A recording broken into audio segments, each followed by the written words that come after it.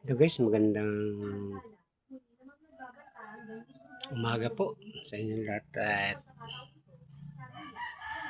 meron sa akin kasi na nag-message na reaction ko daw yung nahuli na matanda na nag-uuling ng kahoy.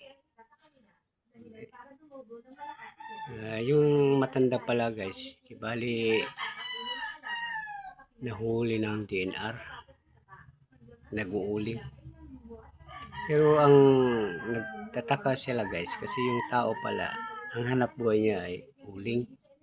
Pero tinatanim niya ang kahoy at inuuling niya yung hanap buhay kasi wala may iba yung hanap buhay kasi bossing, alam mo naman na mahirap kasi alam mo naman dito sa Pilipinas bossing na dalawang batas sa atin dito, may batas sa mayaman, may batas sa mahihirap. Paano ko masabi na totoo? Kasi yung mahihirap pagka nagkasala, hulihin ka agad. Kahit pa nakakandado pa yung pintuan, sisirain nila. Basta mahirap. Pero pag mga mayaman, hindi nila makaya guys. Kasi isipin mo yung mga, di ba yung hinuhuli yung malalaking tao sa Senado. Hinihingi pang ID sa pulis na bago papasok. Di ba guys? Unfair sa mga mahirap guys. Unfair. Dapat parehas guys ang balaod sa Pilipinas kasi kung nagbabayad sila sa buwis, kami nagbabayad din sa buwis. Yung sinasahod nyo diyan, sa amin yan mga katawan. Kaya mahiya naman kayo dyan. Binibigyan nyo pansin yung mga mahirap, yung mga mayaman, hindi. Bakit? Ilan ba yung may kaso dyan na matataas? Ba't hindi nyo nahuli? Kaya mahirap guys kasi mahirap, madali mahuli.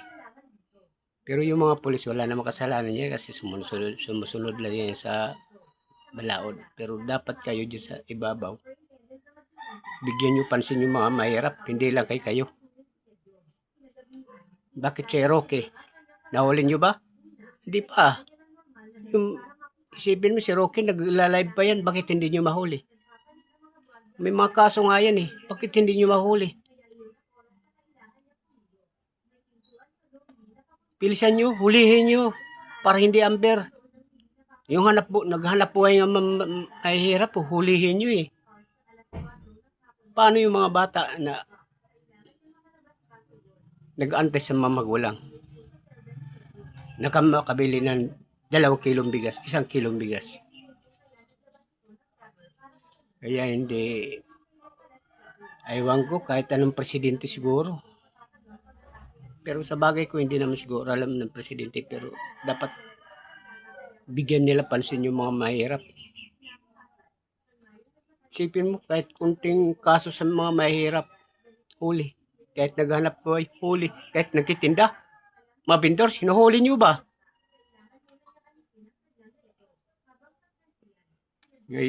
Yan lang ang hanap buhay. Kaya, alam mo guys, parang wala tayong pagpipilian eh. Kahit sino. Ang malalaking lang tao yung lumalaki ang tiyan. Yung tayo mahihirap, mas lalo tayo lulubog.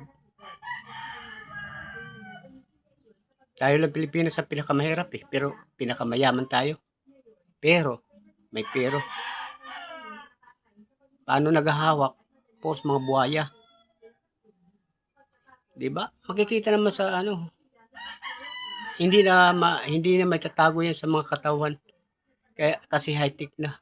Kahit anong ginagawa nyo, nakikita. Kaya guys, ako nalulungkot din ako dahil tayo mahirap. Isipin mo, kahit kaya naghanap buhay kita, mahirap. Marami ako nakita, kahit ako mismo, vendors ako, inuhuli rin. Naghanap buhay lang kami. Isipin mo, naghahanap buhay kami, hinuhuli nyo. Samantala yung nagnanakaw ng kaban dyan, ang dami. Bakit hindi nyo mahuli? Ang kaya nyo lang yung mahihirap, yung mamayayaman, hindi nyo kaya. Yung may mga kaso dyan nagtatago. Bakit si Bato, nahuli nyo ba? Lumaki na lang ulo niyan, hindi nyo mahuli. Mahuli lang nyo yung mga walang kaya.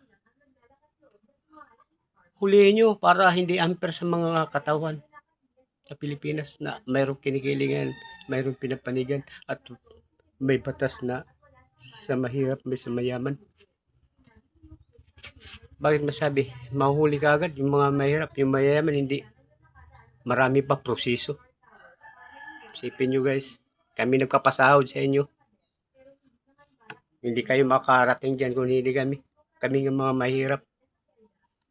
Kaya, shoutout na lang sa inyo dyan.